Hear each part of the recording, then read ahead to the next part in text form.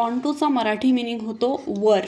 Okay, so जर मला असं बोलायचं आहे की कुत्रा सोफ्यावर उडी मारून गेला, तर तुम्ही कसं बोलणार? The dog jumped on to the sofa. The dog jumped on to the sofa, right.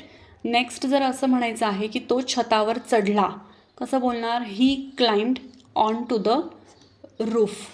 Okay, he climbed on to the roof. Okay, next आहे तिने पुस्तक टेबलावर फेकले. ह्याला कसं बोलणार? She threw the book on to the table, right. Next example आहे पक्षी फांदीवर उडून गेला. कसं बोलणार इंग्लिशमध्ये ऑन टू प्रिपोजिशन यूज करून? The bird flew on to the branch. The bird flew on to the branch, right. आता ऑन टू नंतर नेक्स्ट प्रिपोजिशन आहे out of.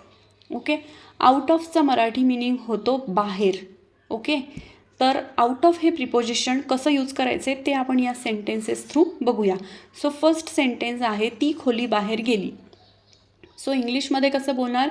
She walked out of the room, right. Next example आहे मांजर पेटीतून बाहेर आली.